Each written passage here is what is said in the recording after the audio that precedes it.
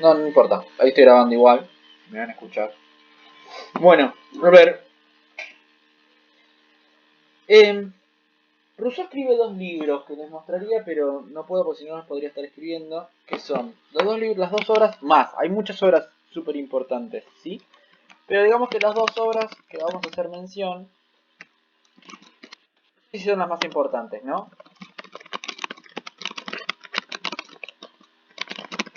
Son. Históricamente también son. Vienen así, como las voy a escribir. La primera es el discurso sobre el origen y el fundamento de las desigualdades.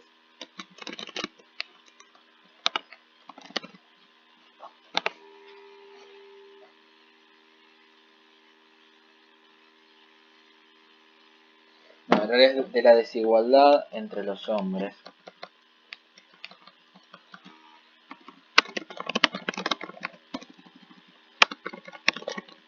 Y la segunda, el famoso contrato social. ¿Sí? Son dos escritos diferentes pero complementarios. Es como si hubiese escrito un gran libro dividido en dos. ¿Sí? Bien. Entonces,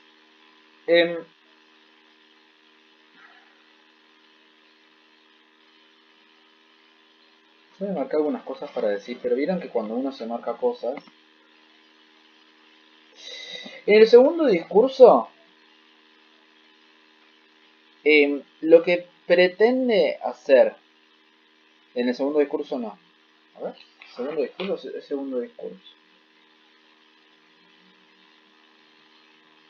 Dame 2 segundos. No, discurso sobre el origen y fundación. Está bien. En el discurso, lo que hace Rousseau es pensar de qué modo existieron o se originaron las... de qué modo aparece la desigualdad en la vida humana, ¿no? Entre los hombres. ¿Cómo nos alejamos de ese estado de naturaleza, ¿sí? Y nos acercamos a una vida en sociedad y cómo el estado de naturaleza devenido en la vida en sociedad hace que el hombre se corrompa, ¿sí? Y ese alejamiento que se va dando gradualmente entre el estado de naturaleza y la vida en sociedad se empieza a producir una situación de desigualdad en donde unos pocos hombres someten a la mayoría, ¿sí? Entonces, para Rousseau, la naturaleza del hombre es buena, la sociedad es la que lo corrompe, ¿sí? Pero esa corrupción se da de unos pocos hombres sobre la mayoría. Hasta ahí es todo bastante parecido a Locke, ¿no? ¿Se acuerdan?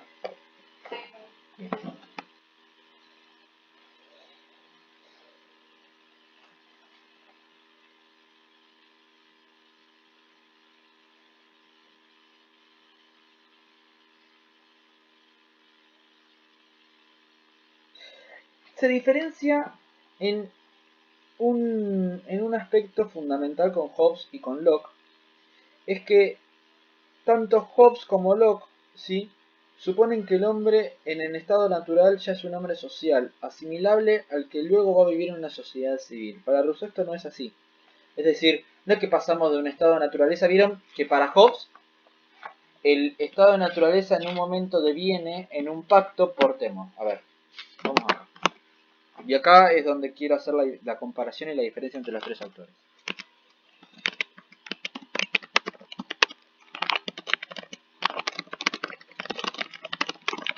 ¿Por qué pactan los hombres vivir en sociedad? Para Hobbes, los hombres pactan por...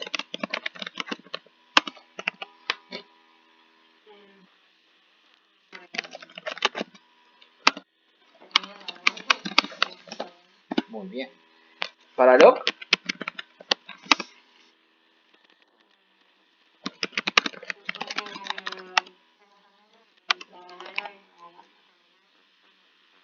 No, eso es en Hobbes. La necesidad de que alguien te defienda. En Locke, ¿por qué pactan los hombres?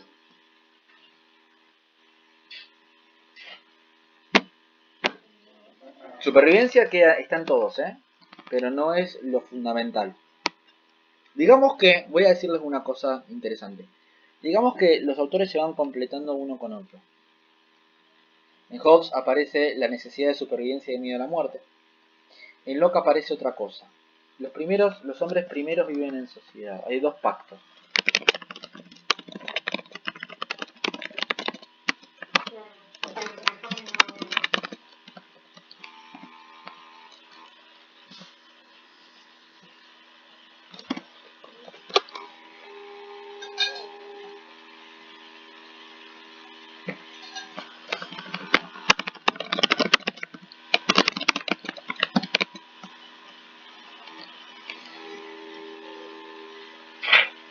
Alguien lo dijo hoy cuando recién arrancamos.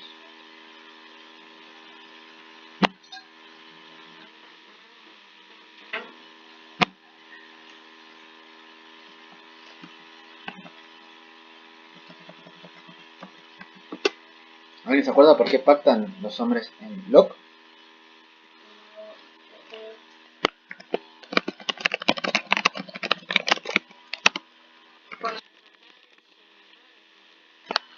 Muy bien, muy bien, sabe. Bien, entonces, en Hobbes los hombres pactan por supervivencia y miedo a la muerte. En Locke los hombres pactan por sostener y asegurar sus libertades individuales que tenían en su estado, en el estado de naturaleza, pero al pactar vivir en sociedad, ¿sí? Tienen miedo de que alguien se los quite, y ese miedo a que alguien quite esas libertades individuales que tenían hacen que necesiten un gobierno que las asegure, ¿sí?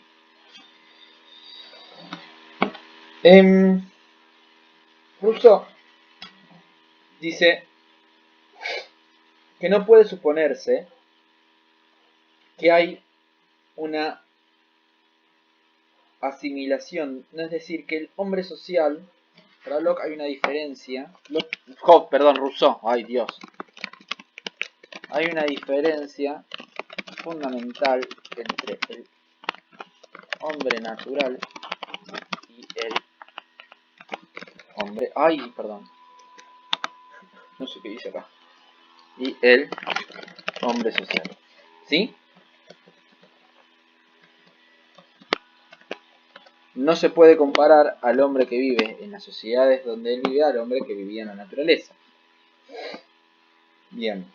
Entonces, para llegar al hombre natural hay que despojarlo de todas las cualidades en las cuales estamos nosotros. Y las cuales vivimos en sociedad en este momento. Por eso, para Rousseau, en realidad no hay un conocimiento antropológico que quiere decir, bueno, esto se dio históricamente así, sino que tengo que hacer un esfuerzo filosófico para pensar al hombre en un estado de naturaleza. ¿Sí? No es este mismo hombre el que estaba en ese estado de naturaleza. Y eso lo aclara Rousseau, no lo aclaran los otros dos autores. ¿Se entiende? Hasta ahí me siguen, ¿no? Bien. Y me entienden. Para Rousseau el hombre natural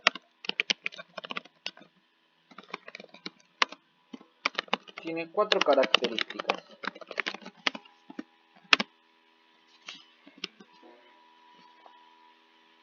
¿Sí?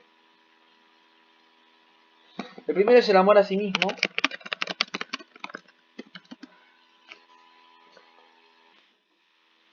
La segunda característica es la piedad.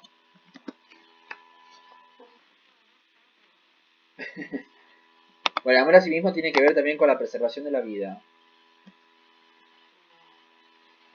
La tercera tiene que ver con la conciencia de la libertad, la conciencia de libertad. Y la cuarta, que es la fundamental en el pensamiento del autor, es la perfectibilidad. Es decir, el hombre constantemente quiere perfeccionarse. O sea, las dos primeras son una naturaleza humana constante y las dos últimas muestran un carácter abierto de nuestra naturaleza que las hace diferentes, inclusive a las naturalezas de los animales. Ellos, a ver, esto yo a veces las doy las cosas por supuestas, pero porque claramente no soy profesor. Los dos autores piensan siempre al hombre en un estado de naturaleza similar y diferente a los animales, ¿sí? Entonces buscan en qué cosas nos parecemos a los animales y en qué cosas diferimos con ellos. Y digamos que Rousseau cree que la conciencia de la libertad y la perfectibilidad en el hombre son las dos características naturales que nos diferencian a los hombres de los animales. ¿Se entiende? Bien. Muy bien. Bien, entonces hay una igualdad natural en todos los hombres, ¿sí? Que es una igualdad metafísica, es decir, hay dos desigualdades. Eh, la desigualdad natural consiste en la edad, en la salud o en la fuerza, ¿sí? Que es la dominación de unos por el otro. En cuanto a la... A ver, hay dos desigualdades. La primera es física, ¿sí?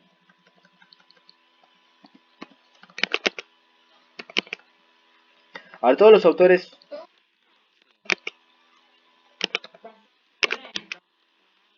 Sí. Hay dos desigualdades. ¿Se acuerdan que esto también pasa en los demás autores, no?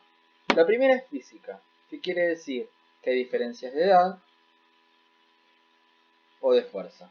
Edad, salud y fuerza. ¿Sí? Pero recuerda que todos los autores a esto no le dan tanta importancia.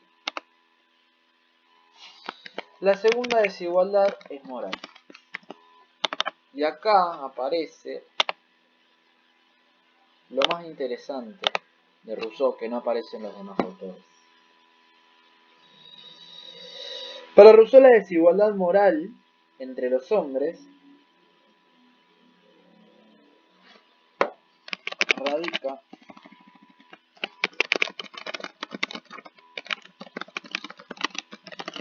en la dominación de unos sobre otros.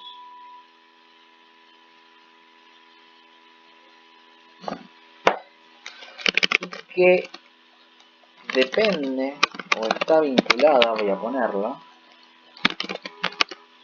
a una convención de los unos con los otros, es decir,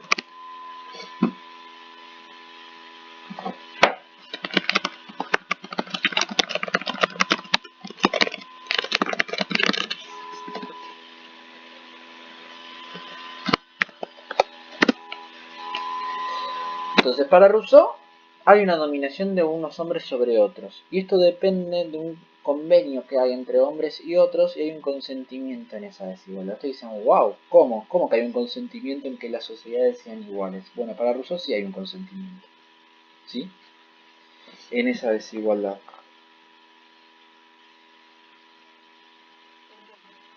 Bien, ahora va a ir por qué. O sea, la desigualdad no es natural, la desigualdad es artificial para Rousseau. O sea, acá no hay desigualdad, porque más o menos o tenemos más salud, o tenemos más fuerza, o somos más jóvenes. O en algún momento esto se pierde, ¿sí? ¿Sí?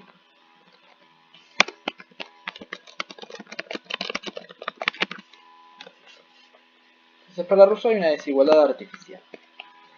Esa desigualdad busca los orígenes de esa desigualdad que aparece y comienzan a aparecer en la sociabilidad de los hombres, ¿sí? Y empieza a reflexionar sobre ello. Hasta ahí estamos bien, dudas, preguntas, consultas.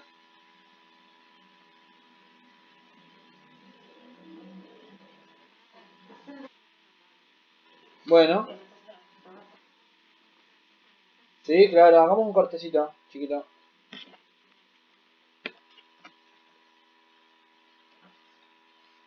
¿Quieren que tomemos 5 minutitos? A ver, ahí paré la grabación. Creo, no.